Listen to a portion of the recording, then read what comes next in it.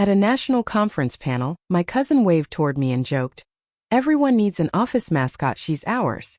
Everyone laughed as I smiled politely.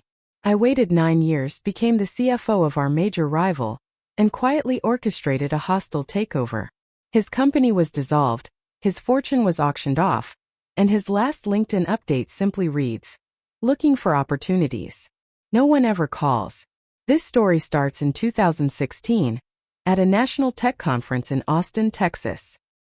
I was 27, had been working at my cousin Dean's company for about a year, and still thought if I kept my head down and worked hard, people would take me seriously. Dean was a vice president. I was in marketing. We both grew up in Dayton, Ohio, and I was raised to treat family with respect. Dean. He was raised to believe he was smarter than everyone else. We were never close, but we tolerated each other. At work, he acted like I was just some kid his aunt begged the company to hire. It didn't matter that I had a master's degree. It didn't matter that I pulled in 2 major clients during my first quarter. All Dean ever did was laugh and act like I was tagging along. That conference in 2016 changed everything. Our company had a featured panel. We were doing well that year and were trying to show off how fast we'd grown. Dean was one of the speakers. I wasn't. But I helped behind the scenes creating the slide decks, handling outreach, prepping the materials. I had poured weeks into that thing. I was proud of it. The panel was held in a large hotel ballroom. At least 600 people were there. People from all over the country, execs, tech leads, investors. My job was simple. Sit up front, help run the clicker for the slides, and stay quiet. About 10 minutes into the panel, Dean was answering a question about company culture. Then he suddenly paused, turned toward the front row, and said loud and cheerful, "See that one right there? That's my cousin. Everyone needs an office mascot. She's ours." People laughed. A few looked over at me. Some smiled. A couple even clapped. I sat there frozen. I smiled like I was in on the joke. But I wasn't. I was the joke. I felt my face burn. Not from embarrassment. From humiliation. Dean had reduced me to a prop. A cute little mascot. Something you pat on the head when clients visit. That night I didn't cry. I went back to my hotel room, stared at the ceiling, and made a promise to myself.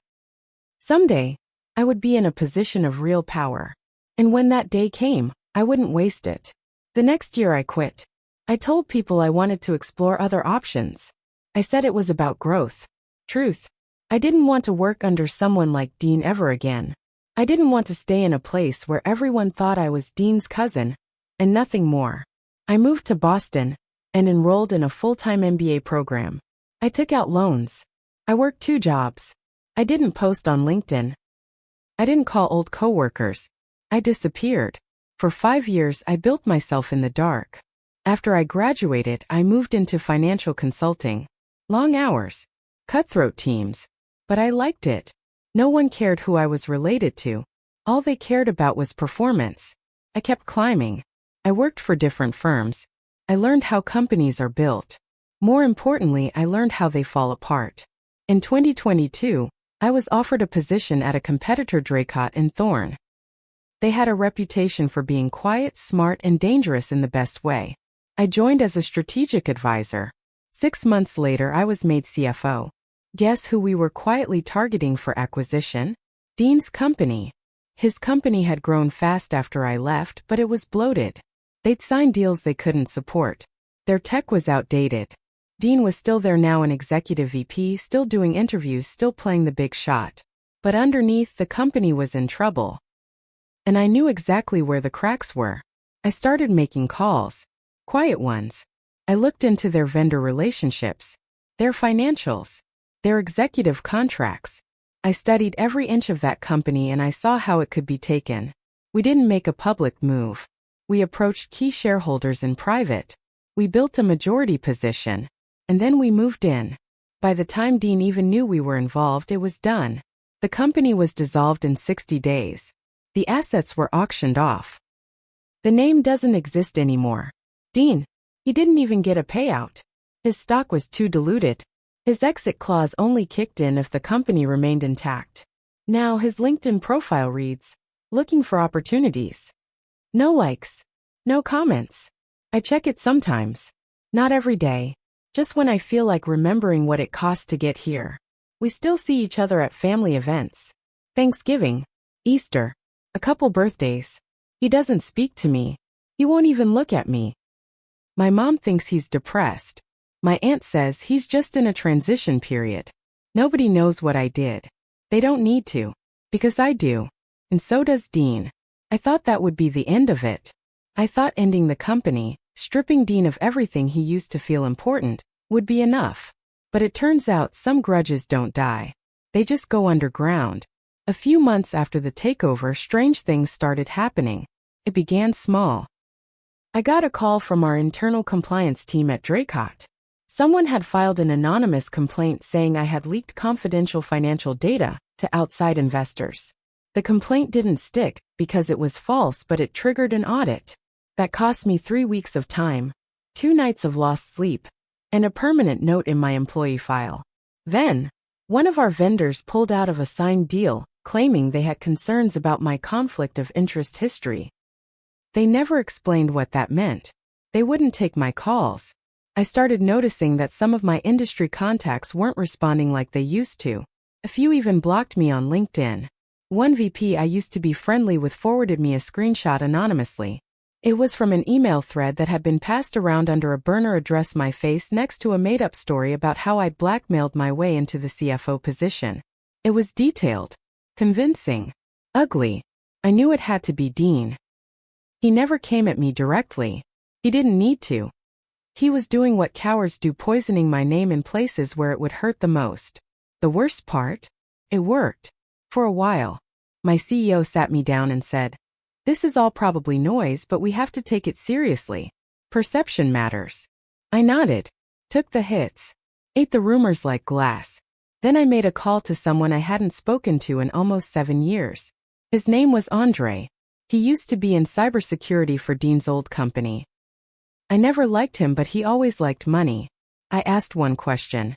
"Can you trace a burner email if you know where to look?" He paused, then said, "Depends. You looking to go legal? Or quiet?" Quiet. Took Andre 2 weeks. He didn't ask why.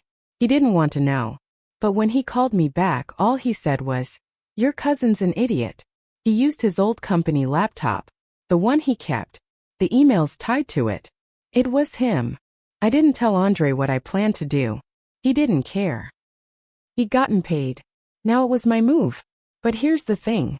I didn't want to go to HR. I didn't want to file a lawsuit. Dean had spent his whole life playing games from the shadows. I wanted to end it in the same way, slow, quiet, and deep enough that he never saw it coming. I flew back to Ohio under the radar. Told my parents I was coming home for a break. It wasn't true. I was there to gather dirt. Dean had burned more bridges than I ever realized. People who used to worship him were now eager to talk once they realized I wasn't protecting him anymore. I found out about the other laptop he'd sold under the table. I found out about an unpaid intern he had manipulated into falsifying performance numbers 3 years back. I found out about a woman in HR he slept with and then ghosted who had quietly documented his inappropriate messages. I started piecing together a pattern. Years of ego. Years of abuse. Years of thinking no one would ever push back. And then I sent an anonymous tip to a journalist I trusted from my MBA days. A woman who'd once told me, "If you ever want something to blow up quietly, come to me." I didn't say who I was. I just provided names, documents, records, patterns. The story broke 2 weeks later. Not just about Dean. About the whole culture he helped create. The toxic arrogance. The cover-ups. The silent victims who'd quit or been forced out. It was a slow-motion bomb. But when it landed, it hit hard. Dean lost more than his name that week. He lost the few allies he had left. He went offline the next day. Deleted every profile. Every photo. Every tag. But I wasn't done. A few weeks passed. No one heard from Dean.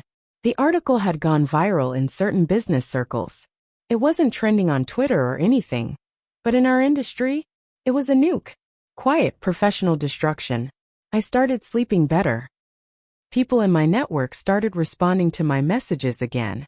That burn smell on my name? It was fading. Then something strange happened. My father pulled me aside one Sunday while I was home.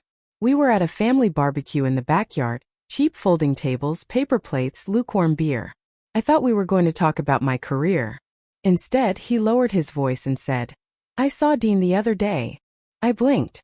"Where?" "Downtown. Outside the old Federal building." He looked, I don't know, different. Thinner. Like he hadn't slept in a while. That wasn't the strange part. What was strange was what he said next. "He told me to tell you something. Said he knows you won. But that you might have messed with the wrong person without knowing it." I froze. Did he say what he meant? No. Just said, "You'd find out soon enough." 2 nights later I got a letter. An actual physical letter, no return address. My name written by hand in perfect block letters.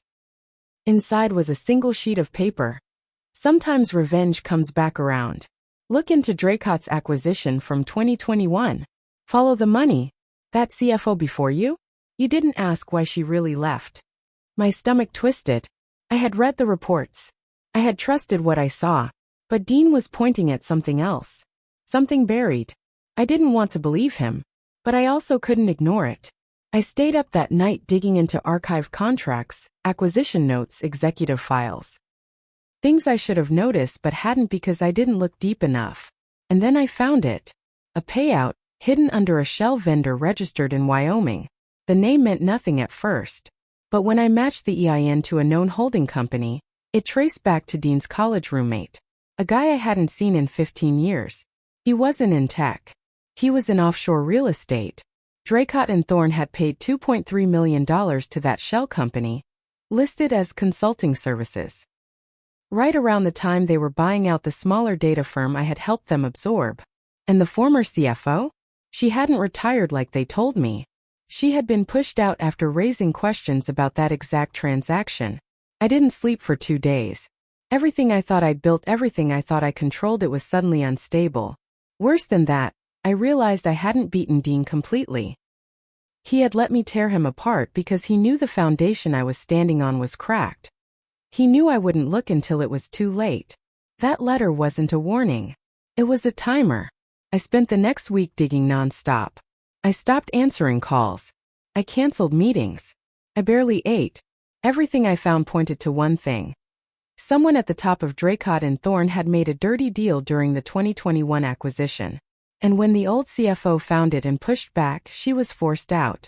Quietly. Paid off. Sealed with NDAs. It wasn't a mistake.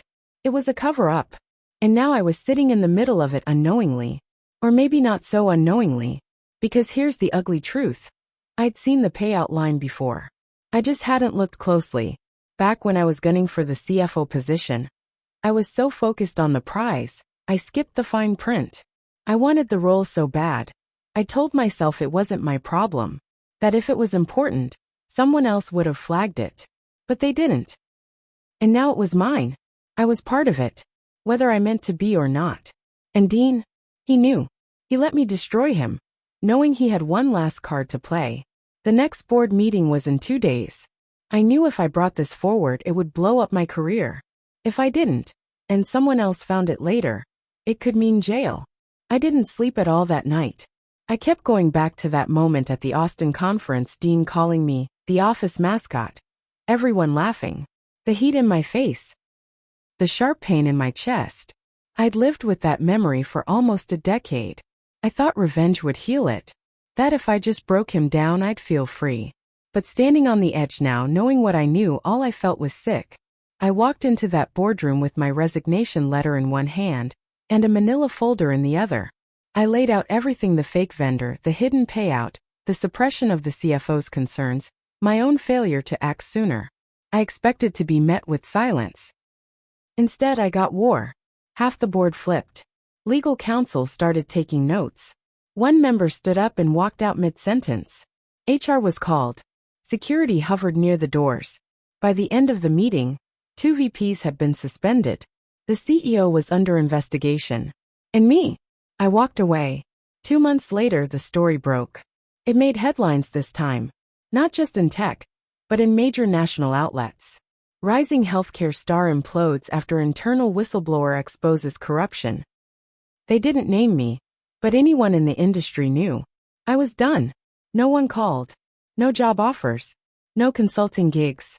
Nothing. I was a cautionary tale. The one who got too close to the fire. And then lit the match anyway. And Dean? He updated his LinkedIn a few weeks after the news hit. Just one line.